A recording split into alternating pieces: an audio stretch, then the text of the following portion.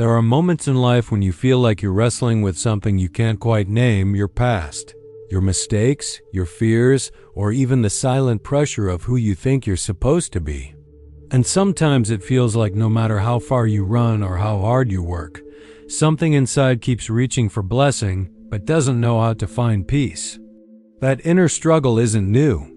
It's older than history pages and deeper than our modern anxieties. And it leads us straight into one of the most profound stories in Scripture, the story of Jacob. Jacob's story begins in tension, a child gripping his brother's heel on the day of their birth, already reaching, already striving. As he grew, Jacob longed for the blessing his heart knew he was meant to carry. But instead of waiting on God, he used manipulation to take Esau's birthright and ultimately deceived his father Isaac in order to steal the blessing meant for his brother. Yet even with the blessing in hand, he was forced into exile, running from the consequences of his own choices, carrying not only fear, but the weight of knowing he had become someone he never intended to be. But it's on that lonely journey, with a stone for a pillow and the night sky as his shelter, that Jacob experiences something he did not earn: the presence of God breaking into his brokenness. In a dream, he sees a ladder stretching from earth to heaven, with angels ascending and descending, and God standing above declaring promises of protection, land, and descendants. Jacob wakes up trembling, not because he deserves the encounter, but because God met him where he was not where he should have been. Years later, after building a family, working under Laban, and navigating the consequences of his earlier deceit, Jacob hears the call to return home. But returning meant facing Esau, and facing Esau meant facing everything he tried to outrun.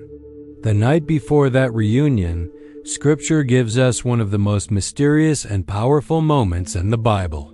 Jacob wrestles with a man who is more than human and encounter with the presence of God. All night Jacob clings, grapples, and refuses to let go until he receives the blessing his soul has been searching for. When morning breaks, Jacob walks away limping yet transformed. His name is changed from Jacob, the deceiver, to Israel, the one who struggles with God and prevails.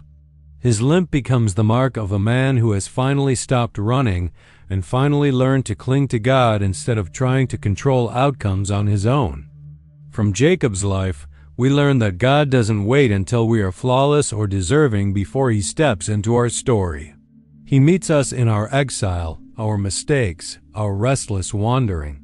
That ladder in Jacob's dream isn't just ancient imagery, it's a reminder that heaven still reaches down to earth, and that God's presence still comes near to those who feel lost or unworthy. Jacob teaches us that the blessing God intends for us cannot be stolen or forced through manipulation. What God has ordained doesn't need deceit to be delivered. And even when we try to control our destiny through our own strength, God patiently guides us back to the path He wrote long before we understood His plans. We also see that transformation often requires confrontation, not with others first, but with God. Jacob wrestled through the night, and in that struggle he found the honest, vulnerable space where real change begins. Sometimes God allows the wrestle because it's in the tension that we discover who we are and who He has always been. When Jacob's name changed, it wasn't just a new title. It was a declaration that God can rewrite the identity shaped by our past. The presence of God turned a deceiver into a patriarch, a runner into a carrier of promise, and a fearful man into a leader who limped his way into destiny. And finally, Jacob's limp reminds us that not all wounds are losses. Some wounds become testimonies, holy reminders that we have encountered God. The presence of God does not always leave us the same, and sometimes the mark He leaves is what gives us the humility and strength to walk into reconciliation, forgiveness, and hope.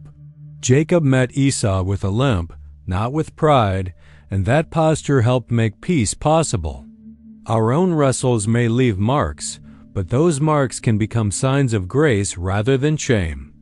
In the end, The story of Jacob is not the story of a perfect man, but the story of a persistent God, a God who reaches into dreams, who transforms identities, who meets us in our wrestle, and who blesses us not because we manipulate our way into favor, but because He delights in shaping us into who we were always meant to become. Jacob ran from home in fear, but he returned as Israel, walking in step with a promise that began long before he was born. And that is the invitation of his story: to stop running, to hold on to God in the dark, and to let His presence rename our lives.